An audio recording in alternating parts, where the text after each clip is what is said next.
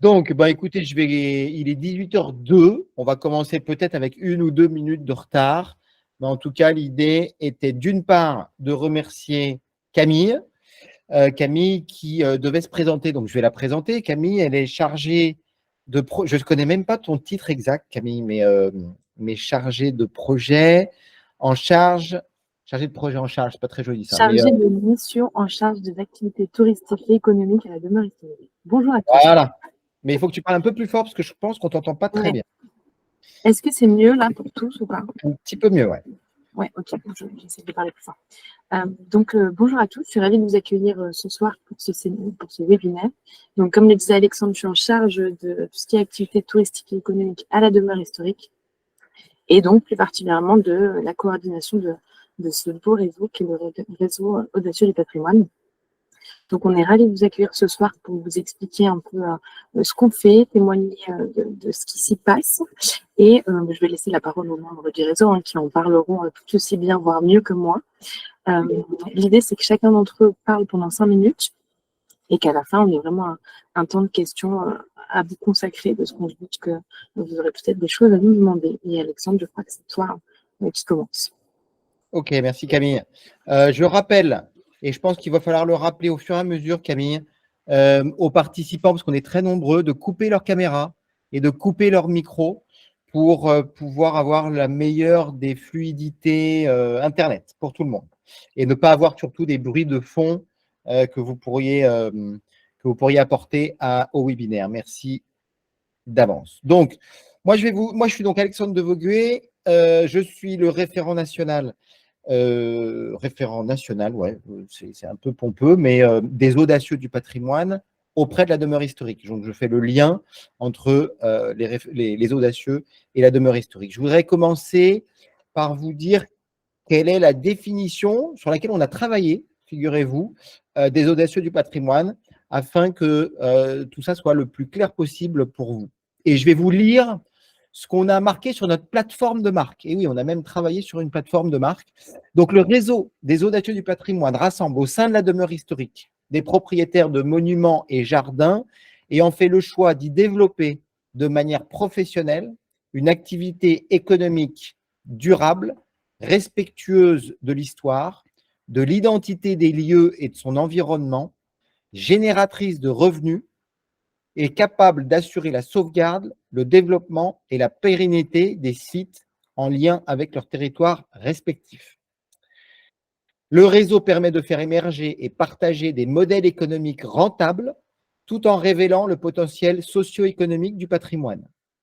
L'innovation, la montée en compétences doivent inspirer d'autres acteurs, dont les adhérents de la demeure historique, dont vous faites, je pense, pour la majeure partie d'entre vous, partie. Le portrait d'un audacieux. C'est un propriétaire gestionnaire de monuments qui déploie de manière professionnelle une activité économique pérenne dans le respect de l'esprit des lieux. Et je vais ajouter, ou qui a la forte intention d'y développer une activité économique pérenne. C'est un membre actif d'un réseau innovant, collaboratif et inspirant. C'est un passionné désireux de faire partager à des publics variés expériences et émotions. C'est un acteur économique qui a inscrit son action dans une logique de développement durable. Enfin, c'est un acteur qui participe au réenchantement de la vision du patrimoine. Et c'est là où je voudrais aussi vous dire l'enthousiasme que j'ai et la motivation que j'ai à accompagner les audacieux du patrimoine sur plusieurs sujets, sur plusieurs initiatives du réseau, sur les séminaires et aujourd'hui sur cette présentation. C'est que les audacieux sont composés de gens très variés, d'origine très variée, d'origine géographique, mais aussi sociale. Nous ne sommes pas que des aristos qui ont hérité, loin de là. Il y a une énorme partie d'entre nous, je ne sais pas si c'est plus de la moitié, mais c'est une grande partie, qui sont des gens qui n'ont pas hérité, qui n'ont pas un passé dans le patrimoine, une famille qui a eu un château, mais qui ont été à la banque, qui ont vendu leur appartement en ville, qui avaient un métier et qui ont décidé de changer de vie complètement, ils sont tombés amoureux d'un lieu, ont été à la banque, ont fait un emprunt et se battent aujourd'hui pour faire vivre ce lieu. J'ai une admiration sans borne pour ces gens-là. Ils font partie des audacieux et je crois que ça fait aussi partie de la richesse de ce réseau. Je remets mes lunettes parce que c'est écrit tout petit devant moi et je ne voudrais pas oublier quelques notes. Nombre de membres, on est à peu près 80 aujourd'hui. L'objectif, c'est d'être à une centaine à l'été. C'est un réseau qui a été créé par deux Thibault l'épicier et Thibault le marié, que je salue aujourd'hui, qui ont eu cette idée, je trouve géniale, de rassembler justement ce qu'on appelle aujourd'hui le fer de lance professionnel de la demeure historique, c'est-à-dire, comme je le disais tout à l'heure, des lieux et des propriétaires gestionnaires qui ont décidé d'une activité économique pérenne et on essaye rentable sur leur lieu. Je pense que c'est aussi, ces audacieux, moi je suis très enthousiaste pour une autre raison qui est celle de, on a entendu beaucoup parler ces dernières années des châteaux qui se vendaient à tour de bras. Je trouve qu'aujourd'hui, j'ai beaucoup plus de plaisir et d'enthousiasme à évoquer vous tous, en tout cas tous ces audacieux qui n'ont pas vendu, au contraire qui ont acheté des lieux ou qui portent le flambeau d'une famille au bout de 200, 300, 400, 600 ans et qui, la nouvelle génération a 25 ans, 30 ans, 40 ans. Donc, il y a aussi un âge moyen que je n'ai pas calculé, mais qui doit être autour de 45, je dirais, comme ça. Donc, on n'est pas des vieux, pas encore. On l'est un peu, mais pas complètement. Il y a des anciens aussi. Il y a des jeunes et ça fait encore une fois la force, la diversité de ce réseau. Les audacieux sont portés par la demeure historique et ça, c'est important. Pourquoi? Parce que on capitalise sur la force du réseau existant de la demeure historique, des expertises qui sont développées par les différents délégués, les différents référents à la demeure historique. On bénéficie d'un lobbying que vous connaissez assez extraordinaire sur des sujets extrêmement importants pour le devenir de nos monuments historiques. On bénéficie de toutes les formations que je vous encourage vraiment à suivre ou en tout cas à vous tenir au courant via le site internet et les newsletters de la demeure historique, formation extrêmement pratico-pratique pour les gestionnaires propriétaires que nous sommes. La revue également, que je trouve vraiment formidable, à l'ADH, à la demeure historique. C'est un groupe, les audacieux du patrimoine, qui a déjà mis en place un certain nombre de partenariats extrêmement bénéfiques pour l'ensemble de nos membres. Un exemple, le CEDRE, c'est un groupement d'achat que deux membres audacieux du patrimoine ont décidé de faire connaître auprès des audacieux via un partenariat qu'ils ont signé que la demeure historique plutôt a signé avec le CEDRE, et que ne serait-ce que par les conditions d'adhésion négociées pour les membres du réseau des audacieux et l'audit gratuit que le CEDRE peut faire chez vous pour chiffrer l'économie que vous pourriez faire grâce à leurs tarifs négociés, je vous dis une seule chose, c'est que votre adhésion, le coût d'adhésion aux audacieux, elle est quasiment remboursée pour tous ceux qui ont fait appel au CEDRE et grâce à aux économies qu'ils ont faites grâce à ce partenariat. Un autre point intéressant, c'est que la demeure historique est membre du SNELAC, qui est le syndicat national des espaces de loisirs et je ne sais plus très bien quoi à la fin. C'est des grosses machines qui sont à l'intérieur de ce syndicat. Il y a Disney, il y a le Puy du Fou, et on bénéficie de l'expertise de toutes leurs commissions sur des sujets très pointus, très pratiques, qui nous concernent, sans cotiser directement. Donc, on bénéficie gratuitement de cette expertise. Enfin, et je suis à 6 minutes 50, pardon, des nombreux sujets qui nous passionnent, dont les membres du réseau s'emparent selon leur affinité et pour permettre une montée en compétence. C'est-à-dire que les membres du réseau arrivent avec des spécificités, des choses assez incroyables de produits, d'offres, sur la biodiversité, sur un nombre incalculable de sujets qu'ils vont partager auprès du réseau. Donc, ça fait encore une fois un contenu extrêmement riche sur l'ensemble des moyens qu'on met en place pour partager ces contenus, que ce soit séminaire, que ce soit webinaire, que ce soit une rencontre à Paris, des conférences inspirantes, etc., etc. Voilà, j'ai dépassé mon temps. Pardonnez-moi, je suis ravi de vous retrouver tous et je passe maintenant à la parole à Alexandre, témoignage. Marie. C'est Marie qui va suivre. Voilà, Marie. Merci beaucoup, Alexandre. Oui, bonjour, je suis là. Alors, je vais vous présenter rapidement donc l'abbaye Saint-André. Donc, nous sommes nouvel adhérent audacieux voilà, depuis l'année dernière. Donc, l'abbaye Saint-André est située à Villeneuve-d'Avignon, donc à Avignon, hein, précisément. Nous sommes dans l'agglomération d'Avignon. C'est une abbaye avec une histoire très ancienne, hein, donc j'aurai pas le temps d'en parler, mais qui a été fondée au Xe siècle, qui a été ensuite totalement, donc c'est une abbaye bénédictine, qui a été reconstruite au XVIIe siècle par les Mauristes, avec un ambitieux programme voilà de architectural magnifique, et qui a connu malheureusement les affres de la Révolution française et qui a été en partie démantelée à ce moment-là. Donc c'est véritablement en 1916, grâce à Gustave Fayet en fait, qui était donc notre aïeul, qui a donc ce Gustave Fayet a acheté l'abbaye et il l'a donc sauvé et vraiment totalement restauré. Donc, nous sommes classés monuments historiques depuis 1947 et puis également jardin remarquable depuis 2014. Donc, au XXe siècle, donc Gustave Fayet a acheté l'abbaye pour une poétesse alsacienne qui va décider de créer des jardins italiens, donc des jardins assez réguliers. Et ensuite, dans les années 50, donc c'est une petite fille de Gustave Fayet qui va reprendre le flambeau et elle va s'atteler à la création d'un jardin beaucoup plus sauvage et beaucoup plus méditerranéen. Donc nous avons deux jardins qui cohabitent vraiment dans notre lieu. Donc pour faire vite, on n'a pas beaucoup de temps.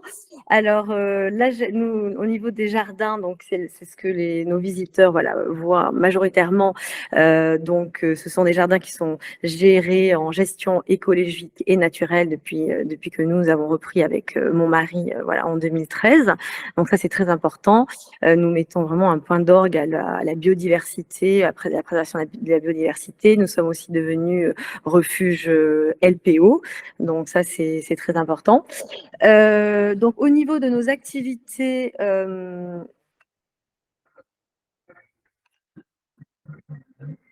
excusez-moi, vous m'entendez? Oui, Marie, on t'entend. Excusez-moi, j'ai eu une petite coupure, je ne sais pas pourquoi. Voilà. Non, on t'entend bien. Vous m'entendez? Vous m'entendez? Oui? Très, très bien. Voilà. Donc ensuite, au niveau de nos activités sur place, donc nous recevons 30 000 visiteurs par an, majoritairement en visite libre, mais également en visite guidée, puisqu'on organise des visites guidées du palais abbatial et donc de l'abbaye. Nous organisons également pas mal d'événements culturels sur place, donc des concerts, des levées de soleil poétiques, des ateliers de jardin, puisque donc tout ce qui concerne la biodiversité, ça c'est très important pour nous, donc des ateliers de jardin, des cours de yoga aussi, pour se reconnecter à la nature. On a également une activité de location d'espace pour des événements privés ou professionnels. Marie, et également des jardins, oui.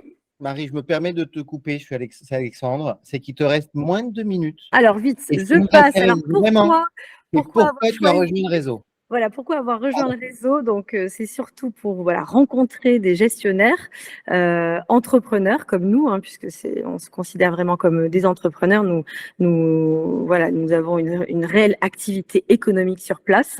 Donc ça, c'est très important de rencontrer des gestionnaires qui ont les mêmes problématiques que nous.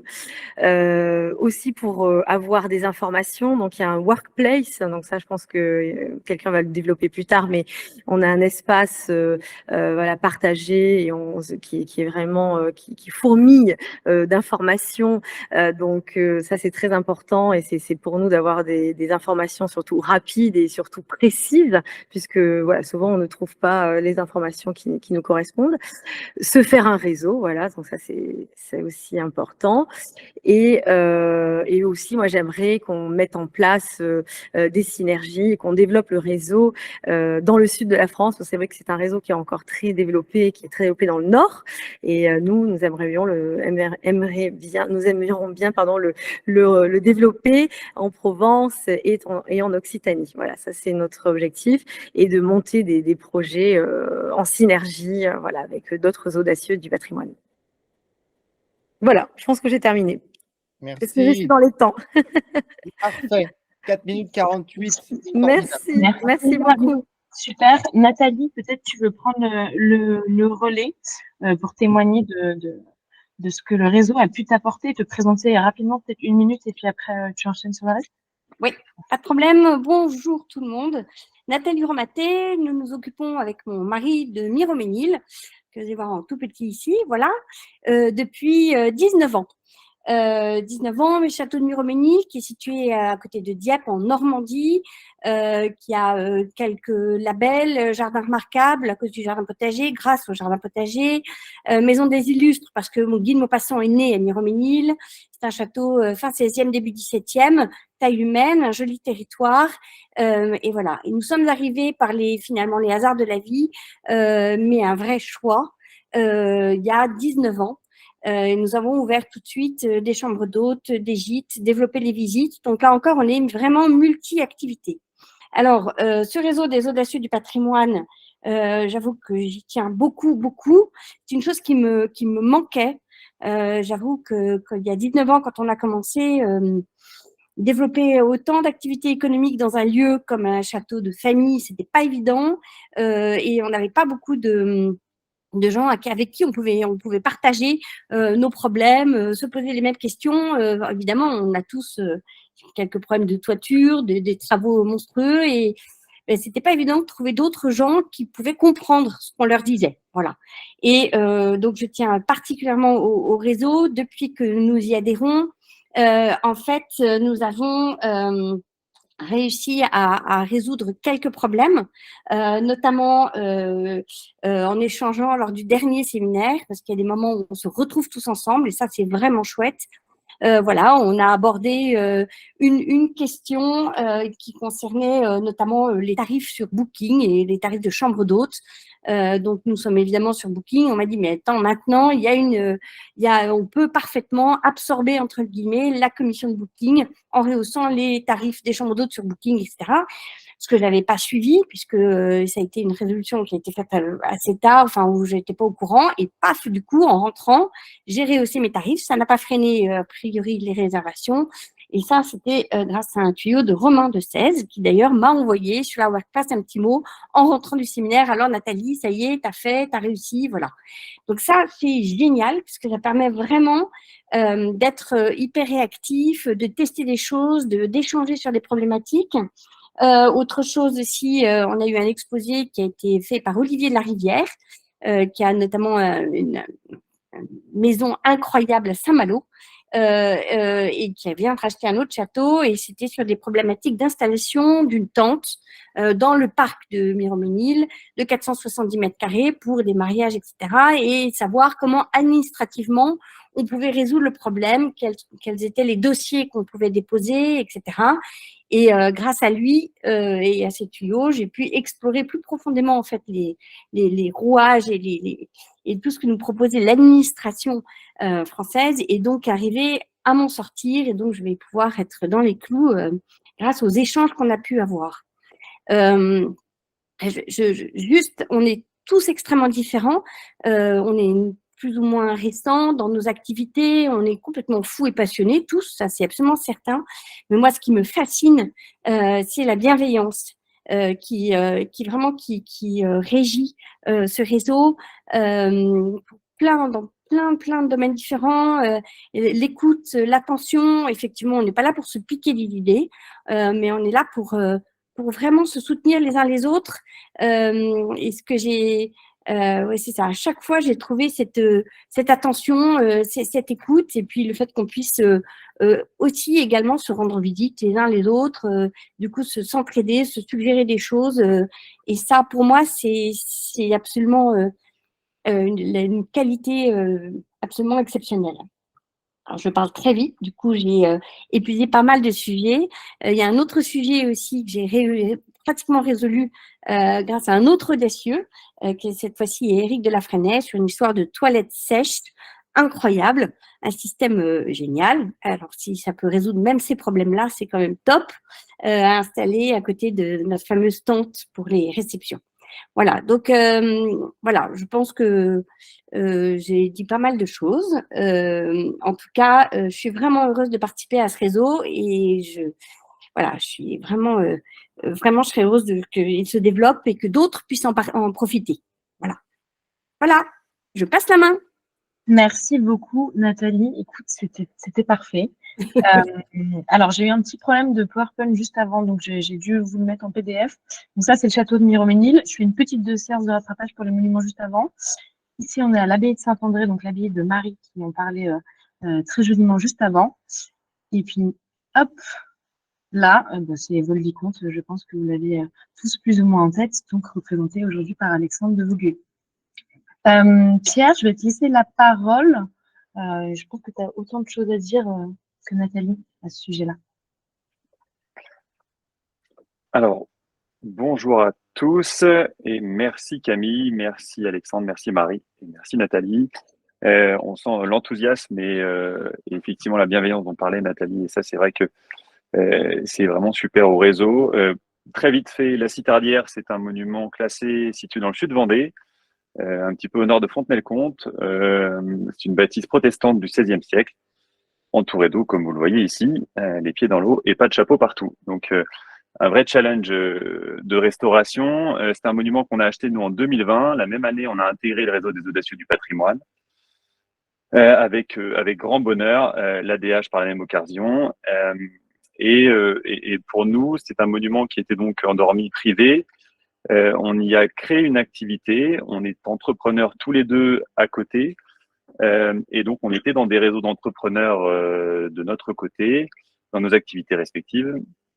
On n'a jamais grandi dans un château, donc c'était pour nous totalement nouveau. Et l'accueil chaleureux qu'on a eu à la DH, et particulièrement aux audacieux, on parlait aussi Alexandre en début, en introduction.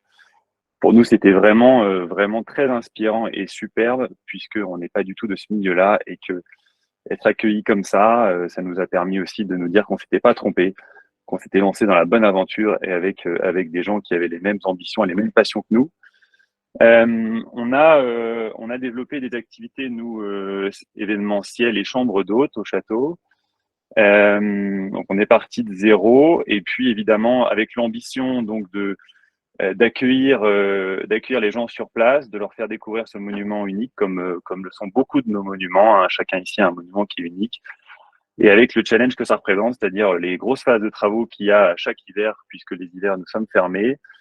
Et donc, évidemment, tout ce que l'on fait au château contribue à la restauration du monument, puisque nous, on a gardé nos métiers en parallèle afin de financer notre vie de famille, et que les bénéfices qui sont tirés de l'activité économique du château retournent intégralement dans le château. Donc voilà, donc comme beaucoup ici, on a peu de temps, et ça, c'est important de le souligner aussi parce que finalement, les audacieux, notamment par la WordPress, on peut s'y connecter quand on veut. On dialogue quand on veut, on donne le temps qu'on a. Et comme dit Nathalie, il y a beaucoup de bienveillance, donc il n'y a aucun jugement de la part, que ce soit des équipes ou des membres. Et nous, ce qu'on a vraiment à cœur, c'est de dégager le temps pour être présent notamment au séminaire. C'est 2 jours, et c'est 2 jours de vraiment importants dans notre calendrier à nous. On s'efforce d'être présent. C'est fabuleusement organisé par toutes les équipes de l'ADH et notamment Camille ici présente et Alexandre, et à chaque fois on passe des moments d'échange vraiment forts et intenses dans des endroits fabuleux. Le dernier en date, c'était début février au château de Saint-Trice à côté de Lyon, C'est vraiment du temps qualitatif où on se retrouve. Et puis, comme vous l'avez vu en introduction, ça va de notre monument à nous, qui est un château dans le sud Vendée, à des grands monuments comme celui d'Alexandre, proche de Paris, qui est Vaux. Et tout ça dans vraiment une entente complètement simple avec avec une transparence totalement à plein de niveaux. Et on adore ces moments de partage où on s'assied. Et si je reprends le dernier séminaire auquel on a participé, on a été regroupés par équipe afin d'échanger sur nos activités. Donc il y avait plusieurs tables de créer, que ce soit ceux qui faisaient de la visite, ceux qui faisaient du séminaire d'entreprise, ceux qui faisaient de la chambre d'hôte, du mariage. Et puis, par groupe de 10 ou 15, on échange sur nos politiques communes, tarifaires, nos politiques, nos us et coutumes, et puis ce qui fonctionne bien et ce qui fonctionne moins bien. Et nous, dans notre cas, à nous, on s'est rendu compte que, d'une part, on avait une politique commerciale qui était peut-être un peu trop fermée et qu'il fallait qu'on ouvre cette politique commerciale. On avait une brochure qui était un peu légère comparée à d'autres. Puisqu'on les a mis, en partage, et que donc ça nous a permis de rehausser notre niveau de jeu à ce point-là.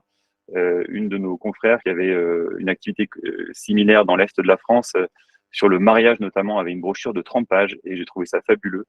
Et donc on a retravaillé notre brochure. En rentrant, on a contacté notre agence de com et on les a mis au travail. Et donc là sort prochainement une brochure de 30 pages sur le château. On a ajouté des services également, puisqu'on peut ajouter des services connexes autour du mariage, et pour l'instant, on ne l'avait pas fait. Et puis, sur la partie RH, ce qui était aussi chouette, c'est que on a parlé de la marque employeur, et donc on a aussi échangé avec notre collaborateur qui s'occupe des événements, et on était en fait inspirés. Moi, je prends souvent le cas de nos séminaires audacieux. Je les compare à un voyage que l'on fait, que ce soit dans un pays stimulant comme peut l'être les États-Unis, où on revient avec un cahier plein d'idées. Et quand on revient d'un week-end ou 2 jours avec les audacieux du patrimoine, on revient avec tout plein d'idées, tout plein d'énergie, et on est remonté comme une pendule pour pouvoir mettre en action tout ce qu'on a vu, et puis transmettre tout ça dans nos monuments, et transmettre l'énergie qu'on a à nos monuments et à nos clients. Et ça, c'est une des raisons pour lesquelles on fait partie du réseau, et pour lesquels on compte bien y rester, et pour lesquels on aimerait bien que vous nous rejoigniez, parce qu'effectivement, on a une super équipe, et que cette équipe, elle peut encore s'étoffer avec les expériences de chacun. Merci Pierre. Parfait. Alors, on vous reparlera effectivement des séminaires juste après, qui sont des temps d'échange hyper importants pour le réseau, parce qu'on se voit, et c'est important pour le réseau de se voir en vrai aussi. Là, je vais laisser la parole à Géraud, si tu veux bien, qui va nous dire un peu ce que, pour lui, le réseau lui a apporté. Géraud, qui est dans le réseau depuis assez longtemps maintenant. Bonjour à tous. Donc, voilà, effectivement, moi, je suis ravi d'être membre de ce réseau. Je vais insister sur 2 mots qui ont déjà été prononcés. Le premier, c'est une vraie bienveillance, l'absence de jugement, et le second, c'est le partage. Et le partage ne se fait pas que sur les éléments de réussite, mais également sur nos difficultés, et voire sur nos échecs. Et partager sur les échecs, c'est permettre à d'autres de ne pas les subir, et ça, c'est très chouette. Giseux, très rapidement, c'est une demeure dans le Val-de-Loire, située entre Tours et Saumur, avec des toitures et encore des toitures. Et donc, il est grand, très grand, beaucoup trop grand pour être tout seul à s'en occuper. Donc, j'ai la chance d'être accompagnée par une épouse dynamique et dévouée qui est très engagée dans une des activités via le réseau Bienvenue au Château dans les chambres d'hôtes. Nous sommes ouverts au public depuis 30 ans, donc nous allons fêter cet anniversaire très prochainement, et j'ai pris le relais il y a 20 ans, alors que je n'étais pas du tout voué à devenir le propriétaire de ce lieu. Le réseau des audacieux, c'est une façon de briser la solitude, ça a été dit, c'est une façon d'aborder, de partager des sujets en allant direct au but. On n'a pas peur de parler de chiffres. Voilà, nous sommes des gestionnaires, on a l'obligation de gérer des lieux qui ont des charges fixes hors normes. Nous ne pouvons pas délocaliser notre activité, ça fait partie d'ailleurs de nos atouts et de notre charme. Et les chiffres ne doivent pas être tabous, nous devons pouvoir les partager en toute liberté. Chacun donne les chiffres qu'il souhaite. On est sur une relation de confiance. Mais par les chiffres, ça permet également de mettre le doigt sur des sujets concrets. Deux axes, moi, m'ont plu énormément dans les audacieux et c'est pour ça que j'y suis très attaché et que je ne peux que vous encourager à venir nous rejoindre. Le premier, c'est dans le cadre de la gestion. Moi, ça m'a fait revoir complètement ma façon d'acheter. Avant, j'achetais selon les besoins, un petit peu dans la précipitation, auprès de mes fournisseurs que je connais par cœur, qui sont de proximité, mais systématiquement plein pot. Aujourd'hui, en passant par le CEDRE, la centrale d'achat avec laquelle la demeure historique a donc des accords, eh bien, nous bénéficions d'une force de frappe assez incroyable pour faire des achats à des prix beaucoup plus intéressants, alors que nous achetons parfois tous un peu la même chose, mais chacun de notre côté. Donc, cette centrale d'achat, très sincèrement, c'est un atout énorme. Il y a deux façons d'améliorer sa gestion. La première, c'est de développer son chiffre d'affaires, bien évidemment. La seconde, c'est de réduire les coûts d'achat et d'améliorer les marges. Donc, vraiment, le CEDRE est un outil très pointu et très efficace. Le second sujet que j'aimerais aborder, c'est le regard du monde économique et social qui nous entoure. Quand on parle de Châtelain, quand les médias parlent de Châtelain, ben vous le savez, il y a une connotation malgré tout assez négative, que l'on soit des châtelains issus d'une famille présente sur une demeure depuis longtemps ou qu'on soit des nouveaux châtelains. Le mot châtelain n'est pas toujours porteur de bons commentaires et de bons adjectifs. Le fait d'avoir un regard d'entrepreneur, d'avoir des projets, de savoir parler d'économie, de vie sociale, d'être des acteurs de nos territoires, que l'on soit en ville ou dans le monde rural, comme c'est le cas pour certains, et c'est mon cas. Moi, les audacieux m'ont aidé à faire modifier le regard des élus et des acteurs économiques de mon territoire. Ils ne me voient plus comme un châtelain qui fume sa pipe au coin de sa cheminée en attendant que les choses et que le temps passe, avec une nostalgie d'un temps passé et résolu.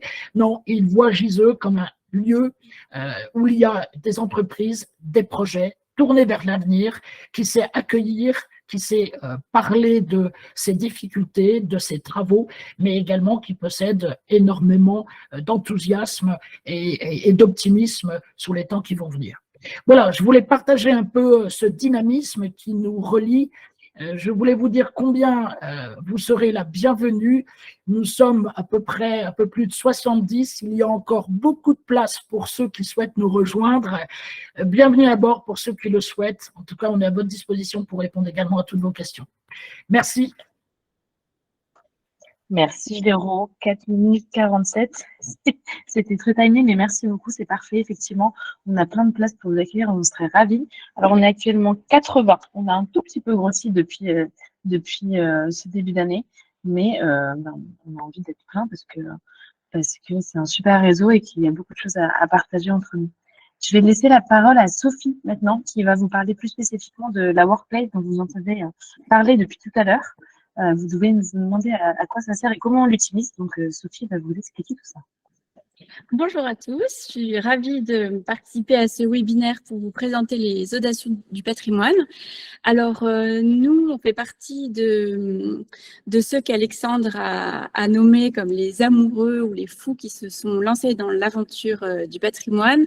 Moi, j'étais dans le secteur culturel auparavant et on est tombé un peu par hasard sur l'annonce de la vente de ce château qui était la propriété d'Alphonse de Lamartine.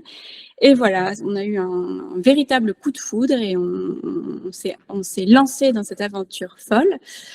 Donc, le château de Saint-Point, c'était un château médiéval à l'origine qui se trouve à côté de Cluny en Bourgogne du Sud, à 10 minutes de Cluny, à peu près 20 minutes de Mâcon. Et donc, il a été la propriété d'Alphonse de Lamartine à partir de 1820 jusqu'à sa mort. Il est encore meublé et ce château se visite depuis la mort de Lamartine, donc 1869. donc une très longue tradition de visite. Et notre projet, dès le début, a tout de suite été très entrepreneurial puisqu'on a souhaité bâtir ce projet autour du développement des visites et de tous les projets connexes que peuvent être les expositions, les concerts, etc. Mais voilà, notre projet, c'est vraiment de créer une entreprise culturelle fondée sur le rachat de ce château. Alors, on a tout de suite adhéré aux Audacieux du patrimoine. C'est Catherine Brault, qui est propriétaire du château de Bie, qui était la maison de Rosa Bonheur, qui est une maison des illustres comme le château de Saint-Point, qui nous a tout de suite dit qu'il fallait qu'on soit entouré, qu'on puisse rapidement monter en compétences et avoir les armes pour gérer ce genre de projet. Et je la remercie encore aujourd'hui parce qu'effectivement, ça nous a apporté énormément de choses très positives. C'est un réseau très dynamique qui permet de trouver des solutions, des réponses à de nombreuses questions que l'on a et pour lesquelles on a du mal à trouver une réponse parce que ce projet est un peu atypique. Alors moi, je voulais plus particulièrement vous parler de la Workplace aujourd'hui. Alors, la Workplace, c'est une plateforme numérique qui est mise à disposition de tous les audacieux du patrimoine. On a un profil, on peut intervenir sur la plateforme en posant une question. Tous les autres membres lisent cette question, reçoivent des notifications par mail lorsqu'une question est posée. Et là, on retrouve dans les réponses apportées aux questions des uns et des autres, ce qui a été évoqué par les autres audacieux qui ont parlé avant moi, une bienveillance, une entraide et une solidarité exceptionnelle, sans aucun jugement, effectivement. C'est-à-dire que nous, nouveaux arrivants, nous avons posé des questions qui ont parfois pu paraître évidentes à d'autres qui sont dans ces professions-là depuis plus longtemps, et tout le monde fait part de son expérience avec vraiment patience et générosité, en conseillant des prestataires, les bonnes pratiques, en nous évitant de perdre du temps, en nous conseillant surtout de ne pas faire ci, de ne pas faire ça, chose que parfois eux ont faite. Enfin voilà, le partage d'échecs est aussi très instructif. Et c'est un moyen d'obtenir donc des réponses à des questions qui sont parfois difficiles à poser. Alors, dernièrement, j'ai posé la question de savoir comment on faisait pour avoir un panneau signalant le monument historique sur une nationale ou sur une autoroute, une question à laquelle je ne trouvais pas de réponse parce que tout est très opaque auprès des pouvoirs publics ou bien sur Internet. Et voilà, j'ai eu 4-5 réponses de personnes qui avaient monté des dossiers, qui m'ont donné les critères qu'on ne trouve nulle part. Donc ça m'a fait gagner un temps fou. Autre question qui peut paraître délicate sur les salaires du personnel. Donc là, j'ai dernièrement posé la question du salaire de nos guides. Quels étaient les niveaux de salaire quel était le niveau de salaire accordé aux guides par les uns et les autres. Et voilà, en quelques réponses, j'ai pu tout à fait voir où je me situais. Et voilà, et c'est des échanges qui sont très, très précieux. Donc, je vous recommande vivement de rentrer dans ce réseau.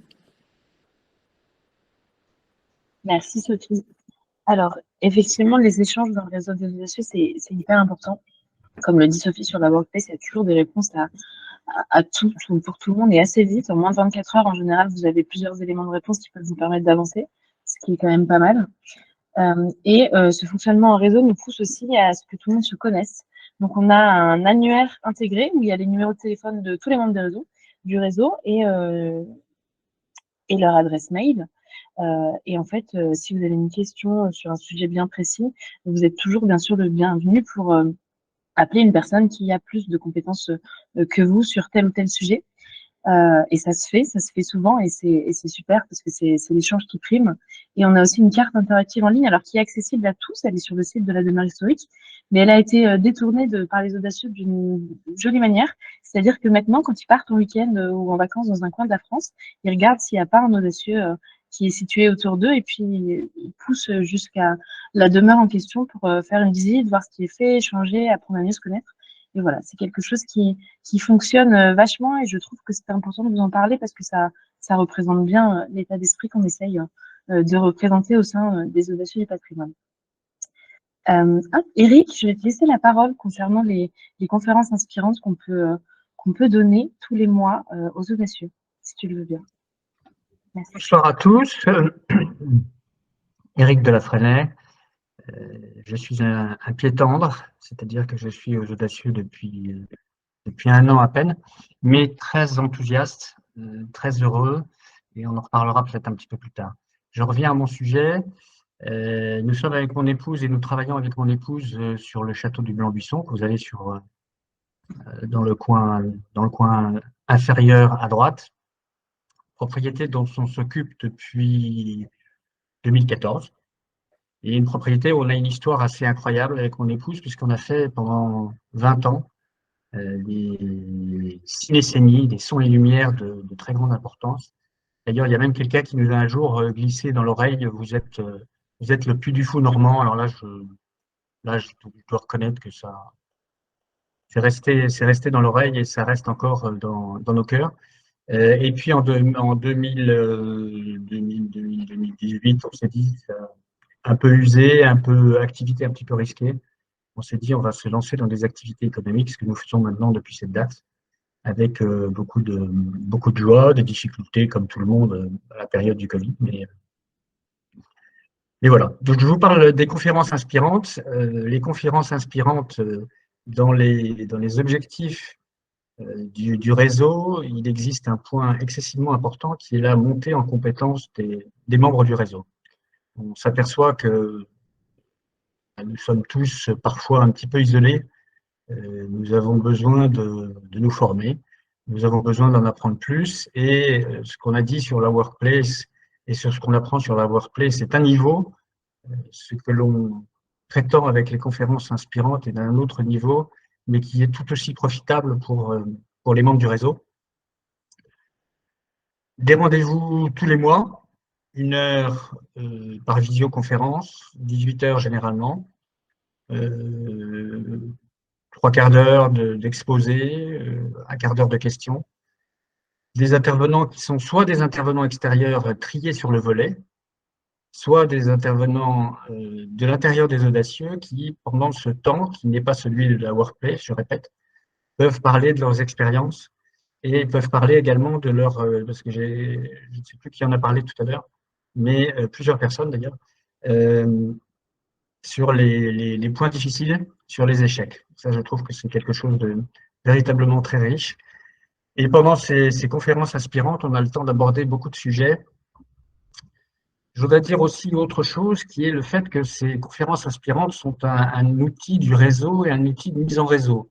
Tout autant que les séminaires, tout autant que la workplace, ces conférences inspirantes, parce qu'on prend contact avec un intervenant extérieur, parce qu'on voit que sur l'écran, il y a un tel et qui pose une question sur tel sujet, ben on est toujours dans la montée en réseau. Donc, c'est un bénéfice, j'allais dire, supplémentaire par rapport à la transmission d'informations que représente la conférence inspirante. Que vous dirais-je d'autre? Oui, on a constitué un petit comité de 3 personnes pour pouvoir justement faire un programme à 6 mois. Donc, c'est exactement ce qu'on est en train de faire jusqu'au mois de juin et même après. Les sujets circulent. Là, on a une très bonne bibliothèque de sujets d'ici la fin de l'année. Donc ça, c'est quand même très positif. Et surtout, le point très important, c'est que les recommandés et les audacieux sont les premiers à nous donner des sujets sur lesquels, justement, sur la partie cèdre dont on a parlé plusieurs fois, avec la personne qui s'en occupe, Romain 16, on a déjà détecté quelques sujets dont qu'on pourrait partager à tous les audacieux de façon concrète pendant une demi-heure, 3/4 d'heure et susciter des vocations. Les dernières conférences qui ont eu lieu, le maraîchage, la hausse du coût de l'énergie avec le cèdre. Alors là, c'était technique. C'était pas évident, mais très profitable en termes dans le cadre de la période que nous traversons, pardon.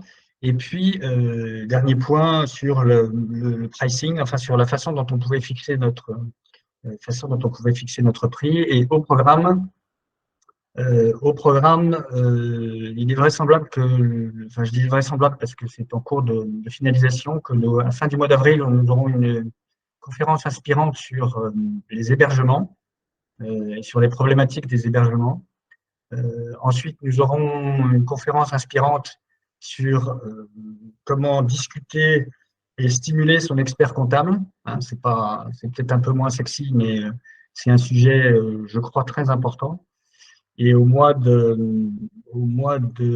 crois qu'au mois de juin, nous allons revoir un autre sujet sur le CEDRE et peut-être, et là ça reste encore hypothétique, on aimerait depuis déjà quelques temps faire venir Jacques Guyot. Je pense que vous savez tous qui est Jacques Guyot et ses fantastiques réalisations en matière de restauration du patrimoine.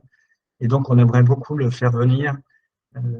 Et puis on a un autre projet pour faire venir Michel de chez Michel et Augustin. Enfin voilà, on manque pas de projet. Mais là encore, je me répète, c'est un vrai bénéfice des audacieux. En tout cas, moi, c'est comme ça que je l'ai perçu assez rapidement. C'est un vrai bénéfice des audacieux que de pouvoir se retrouver comme ça une fois par mois avec des sujets très variés, avec des intervenants très variés et toujours contribuant à cette mise en réseau des différents membres des audacieux. Voilà, j'ai fini. 4,47 ? Non, 4,32. Non. Un petit peu plus, mais tout va bien. Merci beaucoup, Eric. Effectivement, c'est important. Et c'est super important de rappeler aussi qu'en fait, ces conférences-là, on les fait aussi selon ce que les membres du réseau nous suggèrent et nous proposent, c'est-à-dire qu'on s'adapte aussi à vos besoins. Ce qui me permet de faire une belle transition avec les séminaires et Marguerite de Mézerac, qui fait partie de l'organisation des séminaires, qui va vous en parler, parce que justement, on a déjà organisé des séminaires en écoutant les suggestions des membres de notre réseau. Voilà, Marguerite, je te laisse la parole. Oui, bonsoir à tous. Marguerite de Mézerac, donc je suis aussi en Normandie comme Eric, mais dans le Calvados au château de Canon.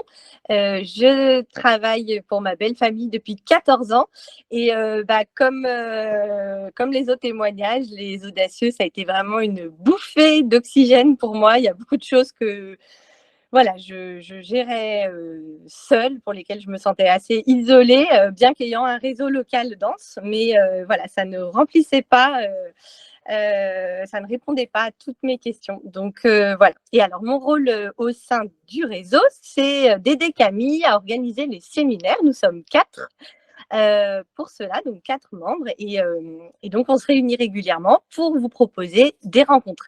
Alors c'est vraiment des moments essentiels, c'est un gros morceau voilà, de l'intérêt du réseau, parce qu'en effet, on vous a parlé d'échanges, on vous a parlé de partage, donc ça se fait en ligne, ça se fait lors de rencontres inspirantes, etc. Mais le but, c'est aussi qu'on se connaisse, qu'on sympathise, qu'on n'hésite pas ensuite à s'appeler, à se passer des coups de fil pour tel ou tel sujet. Et ça, les séminaires, pour ça, y a rien de tel. Donc, on a une rencontre en hiver qui a lieu sur 2 jours. Pierre vous en a parlé. Cette année, c'était au château de Saint-Tris, près de Lyon. L'année dernière, nous étions à Reims, donc chez notre parrain, Monsieur Tétinger. Et l'année d'avant, on était au château de Cran. Donc, c'est aussi l'occasion de découvrir vraiment un autre lieu que le sien et puis d'assister à tout un programme dont je vais vous reparler.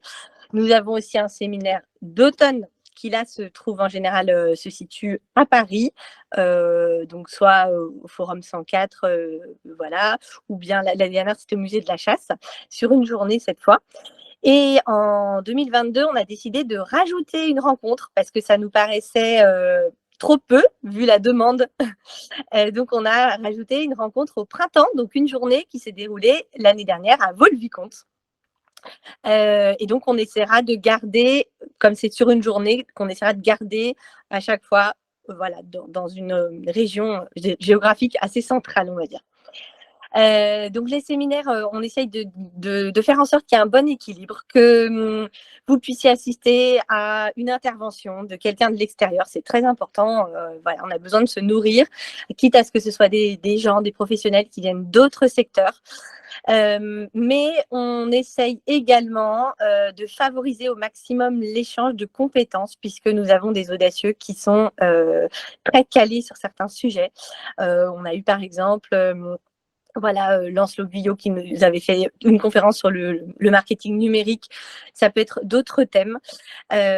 Donc ça, soit sous forme d'intervention par un audacieux, soit sous forme d'échange, de tables rondes qu'on appelle des coproductions, qui peuvent être sur voilà, la marque, sur les tarifs. Et dans ces cas-là, nous partageons chacun nos pratiques. Ensuite, on les met en commun et on répond à la problématique plus précise d'un des membres. Ça permet aussi de faire émerger justement des problématiques et de les retraiter ensuite, par la suite, ou d'approfondir des sujets.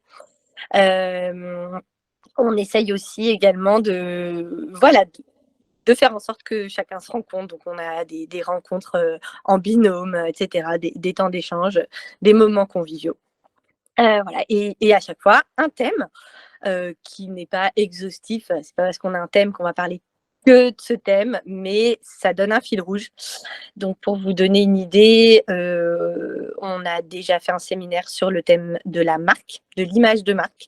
Et il y a beaucoup de gens qui, depuis, ont entamé voilà, des démarches dans ce sens-là. En automne dernier, c'était sur le thème de la créativité. Là, à Saint-Trice, on a pas mal parlé de ressources humaines. Voilà, donc on est à l'écoute aussi des sujets qui vous intéressent, bien sûr, pour proposer, tant qu'à faire, des séminaires intéressants. Et on essaye vraiment de rester sur un niveau qui soit de bonne qualité, bien sûr, mais qui soit pratique, c'est-à-dire qu'on reparte avec des bonnes pratiques, des choses qui soient applicables, que ce soit très concret et aussi très transparent. On parle de chiffres, voilà. Donc, concernant les prochaines rencontres, du coup, ça me permet d'annoncer le programme. Nous aurons le séminaire de printemps qui se déroulera au château de Rosa-Bonheur le 15 mai 2023 et le thème, ce sera financer les investissements. On aura ensuite le séminaire d'hiver qui aura lieu au Forum 104 le 6 novembre. Et là, ce sera sans doute autour, motiver ses équipes, ses partenaires, etc. Et la date du séminaire de février 2024 n'est pas encore tout à fait fixée. Et puis, on vous invite aussi, c'est pas tout, il y a les séminaires, mais il y a aussi le Salon du patrimoine où la demeure historique et les audacieux ont un stand. C'est un bon moment pour se retrouver. Il y a également le congrès de la demeure historique où on peut aussi se retrouver en dehors des séminaires. Voilà pour moi. Merci beaucoup. Marguerite, bon, j'espère que ça vous a donné envie de nous rejoindre sur ces dates précises. Lors des séminaires, alors bien sûr, si vous intégrez le réseau, on sera ravis de vous y accueillir sur toute la journée. Et on accueille aussi en fin de journée, on essaye de faire une activité qu'on peut faire avec des personnes qui souhaiteraient rejoindre le réseau pour apprendre à mieux le connaître. Et après, on partage un pot tous ensemble, un moment convivial. Donc, vous êtes bien sûr les bienvenus si vous le souhaitez le 15 mai en fin de journée pour nous rejoindre lors de ce séminaire. Si vous avez encore des doutes sur le réseau Audacieux du patrimoine, ça vous permettra de nous rencontrer en vrai, comme sur toutes les autres dates d'ailleurs, mais le 15 étant la prochaine. Alors, comment intégrer le réseau Audacieux du patrimoine? Il suffit de se signaler, alors soit à moi, avec l'adresse mail qui s'affiche ici, donc atv@demeure-historique.org, soit à n'importe quel membre du réseau qui me fera suivre en fait votre intérêt pour le réseau. On a un dossier de candidature qu'on vous demande de remplir et de me renvoyer signé. Ce dossier comprend notamment le pacte des audacieux du patrimoine qui est important pour nous. Et on vous demande quelles sont vos activités et en quoi vous pensez que vous pouvez correspondre à ce pacte. On a une commission d'agrément qui est internalisée. En fait, on tire au sort en chaque début d'année des membres du réseau qui vont être missionnés pendant un an de lire et de prendre connaissance des différents dossiers de candidature et d'apposer un avis. Voilà. Et une fois que cette commission donne son avis sur votre dossier, si vous êtes accepté, on vous demande de régler une contribution annuelle qui est calculée, alors là c'est une nouveauté depuis cette année, qui est maintenant calculée selon votre chiffre d'affaires de l'année précédente et bien sûr d'être à jour de la cotisation de la demeure historique parce qu'il faut être adhérent à la demeure historique pour être membre du réseau des audacieux. Donc, voilà, toutes ces informations-là de prix, vous les avez dans le dossier de candidature, bien sûr. Et donc, ça va de 300 € hors taxe et à 360 TTC pour la plus petite tranche, à 800 € hors taxe et 960 TTC si vous avez un chiffre d'affaires supérieur à 1 million d'euros. Je pense qu'on a balayé pas mal de sujets. Ce que je vous propose, c'est qu'on passe à un temps de questions. Alors, soit vous pouvez les poser dans le chat, soit vous pouvez lever la main sur Google Meet, ce qui va nous permettre de vous donner la parole au cas où il y a plusieurs questions en même temps, que tout le monde ne se chevauche pas. Et je propose peut-être aux personnes qui sont intervenues de remettre leur caméra et leur micro pour pouvoir répondre si des questions sont adressées. Voilà. Alors, Virginie Barry, allez-y. Bonjour. On ne vous entend pas. Je pense que vous remettiez votre micro.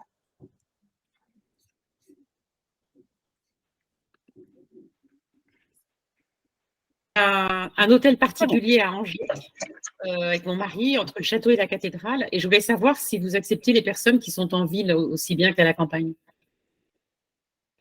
Bien sûr. Oui, il n'y a pas de souci là-dessus. On a par exemple la demeure des Corsaires à Saint-Malo, qui est en plein centre-ville et qui fait partie des audacieux.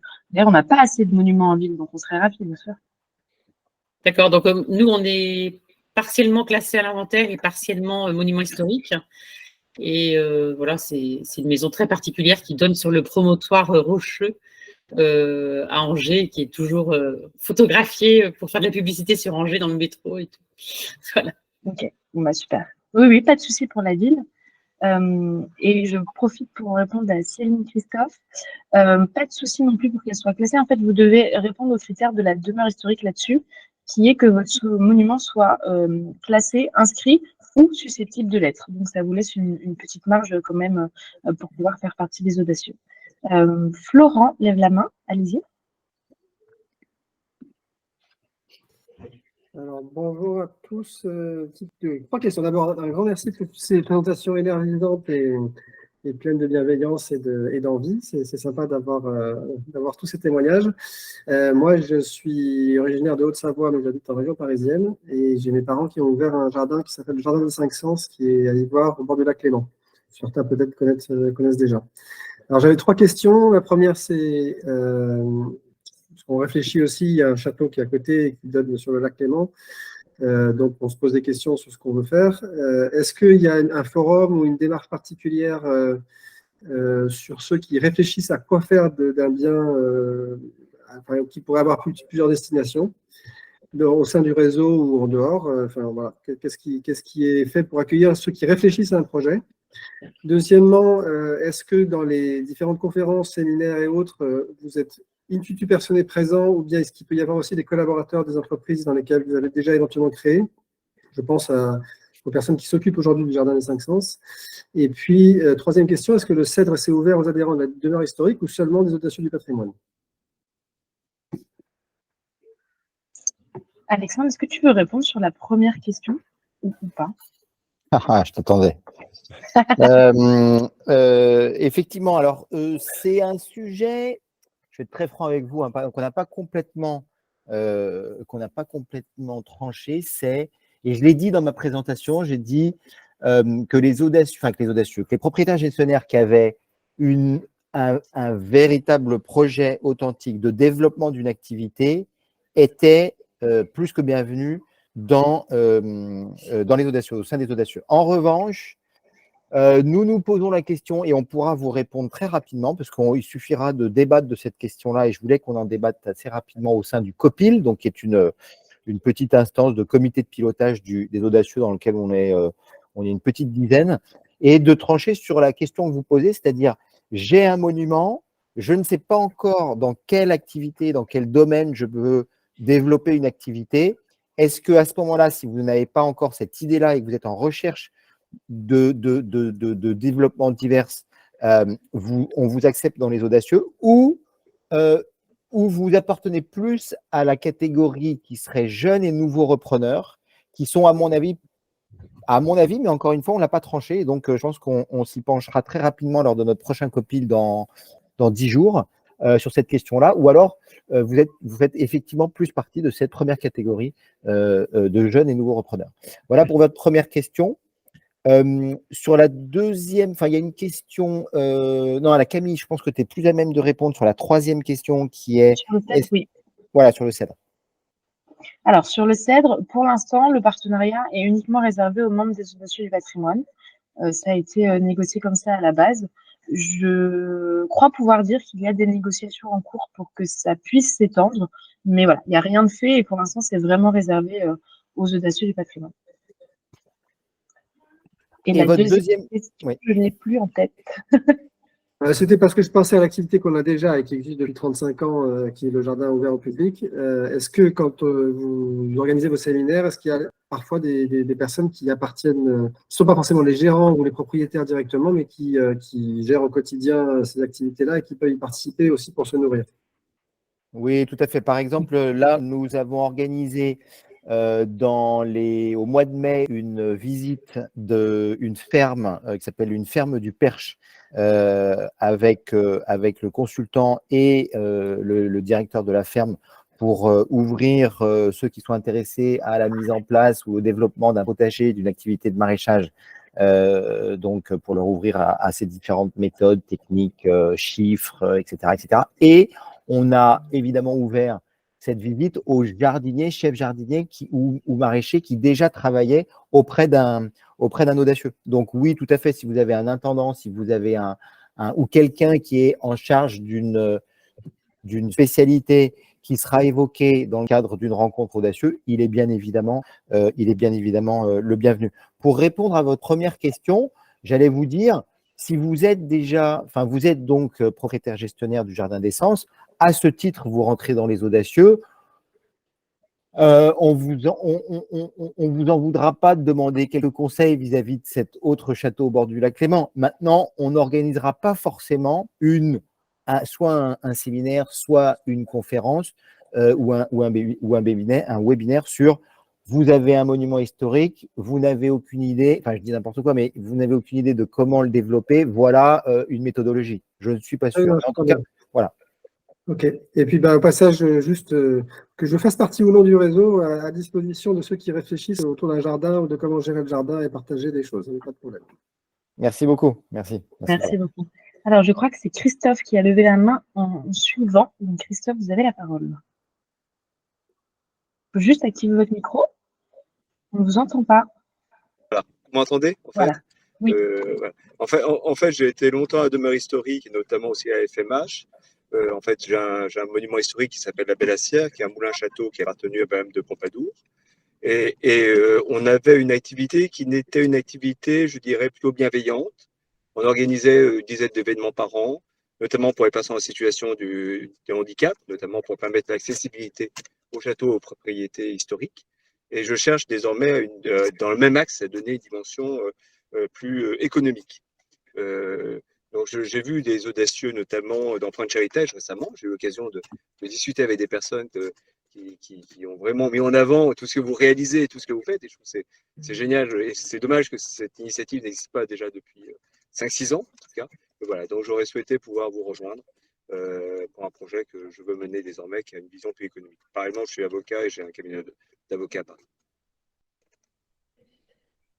Donc, je cherche en fait à donner une dimension qui soit plus économique en fait. Ok, eh bien écoutez, avec joie, écrivez-nous et on vous envoie le dossier de candidature et puis après, la machine peut se mettre en route assez rapidement. Jacqueline, vous aviez une question? Oui, j'ai une question, mais en ce moment, il y a un petit peu de bruit autour de moi, donc je ne suis pas sûre que ce soit le meilleur moment pour la poser, mais je vais quand même essayer. Bonsoir à tous, merci beaucoup pour ce webinaire très inspirant. Moi, je ne fais pas encore partie des audacieux du patrimoine, j'aimerais beaucoup le faire, je me retrouve dans la philosophie, dans les valeurs de ce réseau qui est à la croisée entre amour du patrimoine, esprit entrepreneurial et valorisation du territoire. Si je n'ai pas, en tout cas pas encore, si je ne suis pas membre de ce réseau, c'est parce que je n'ai pas, en tout cas pas encore de bâtiment qui justifierait une telle adhésion. Et du coup, moi, je suis très en amont et j'aimerais avoir des conseils de ceux qui ont acquis un tel bâtiment.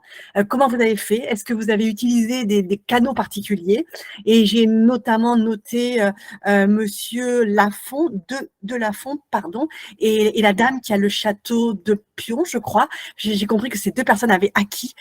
Et donc, voilà, si je peux avoir des conseils de personnes qui voudraient intervenir maintenant, ou si je pouvais entrer en contact avec les deux personnes que je viens de citer, ça m'aiderait beaucoup peut-être pour avoir des bons conseils, de savoir quelles sont les meilleures démarches pour acheter, outre évidemment les démarches classiques auprès de promoteurs immobiliers, d'agents immobiliers que l'on connaît tous. Merci. Bah, écoutez, là, je pense que les deux personnes, donc j'espère que ces deux personnes peut-être peuvent répondre sur le chat, se sont reconnues pour vous répondre et j'espère qu'ils le feront. Et sinon, n'hésitez pas à nous contacter, à contacter Camille par email. On essaiera de retrouver les personnes. Et là aussi, je pense que c'est au-delà, et c'est une excellente question, je n'avais pas pensé, mais au-delà de votre cas particulier, je pense que c'est une des réponses que vous retrouverez. C'est un groupe que je connais mal, mais qui a le mérite quand même d'exister auprès des jeunes et nouveaux repreneurs qui ont fait cette démarche. Maintenant, rien ne nous empêche dans les audacieux, de manière exceptionnelle, de poser la question aux uns et aux autres et de vous retransmettre leurs réponses. Voilà.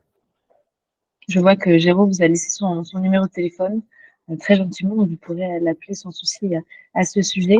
Et j'en profite juste pour faire une parenthèse. Donc, le groupe des jeunes et nouveaux repreneurs dont on parle depuis tout à l'heure est un groupe existant à la demeure historique qui, lui, ne nécessite pas de cotisation supplémentaire. Il est ouvert à tous et vous pouvez vous y inscrire en écrivant, voilà, exactement, à l'adresse qui vient de vous être mise sur le chat. Vous pouvez juste écrire à cette personne, donc elle s'appelle Marie-Antoinette, et elle sera ravie de vous accueillir. Et il y a des réunions de temps en temps de jeunes et nouveaux repreneurs qui se font en général à Paris. Voilà. Cédric, vous aviez une question? Oui, bonjour à tous, Cédric Mignon. Moi, je suis propriétaire d'un petit château dans la Nièvre sur un site naturel qui s'appelle le château de Mausse, qu'on a repris avec mon épouse il y a 5-6 ans, qu'on a restauré. Et donc maintenant, on a une petite activité économique, mais qui est complémentaire de nos métiers, quoi. Donc, ce n'est pas comme la plupart d'entre vous qu'on a entendu ce soir, notre activité principale. Donc, du coup, j'ai du mal, moi, à savoir où me situer, puisque j'aimerais beaucoup, moi, faire partie des audacieux depuis maintenant des 2 ans là, que ça a été créé. Mais finalement, je ne sais pas si je suis plus jeune repreneur. Je ne sais pas si je dois être ATE ou audacieux. Enfin, voilà, donc c'est un petit peu compliqué.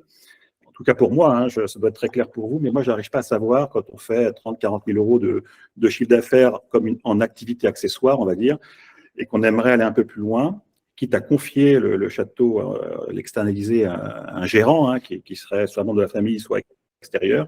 Est-ce qu'on peut être audacieux ou est-ce qu'il faut être ATE ou jeune repreneur?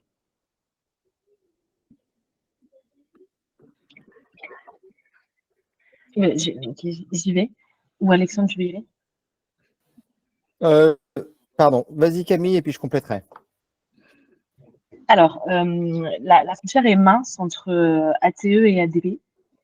C'est-à-dire qu'en fait, dans les ADP, on considère que c'est ceux qui ont vocation à faire de leur activité une vraie activité professionnelle et non pas seulement une petite ouverture par an qui va leur permettre de payer 2-3 travaux. Enfin, l'objectif étant bien sûr de payer les travaux, mais et la restauration de ça, mais ça doit être la vraie fonction du bâtiment. Je ne sais pas si c'est très clair ce que je dis. Oui, ce que je peux rajouter, Cédric, c'est effectivement, on essaye parce qu'en fait, quand on remplit un dossier de candidature pour les audacieux du patrimoine, on a une commission d'agrément qui va se réunir et qui va étudier la qualité de cette candidature. Cette qualité, elle est analysée au regard d'un certain nombre de points qui sont listés dans le pacte des audacieux. Et c'est un certain nombre de critères qu'on demande finalement aux propriétaires gestionnaires de respecter. Donc là, parmi ceux-là, c'est une activité économique pérenne, comme je vous le disais au tout début dans la définition des audacieux.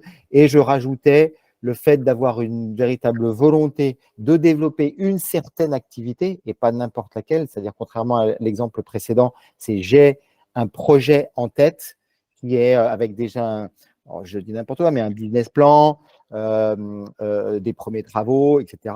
Là, j'ai vraiment une activité et je vais la développer. A priori, on rentre dans les audacieux.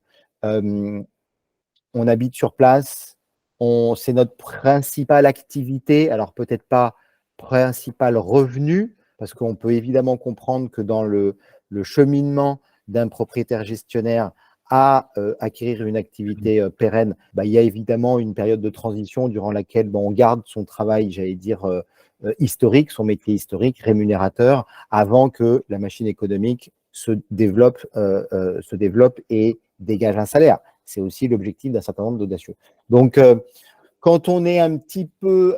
alors, c'est la raison pour laquelle on a cette commission d'agrément, c'est que parfois, effectivement, c'est difficile. On est un petit peu sur une ligne qui n'est pas évidente à trancher. Et donc, la commission se réunit et réfléchit et finit par trancher.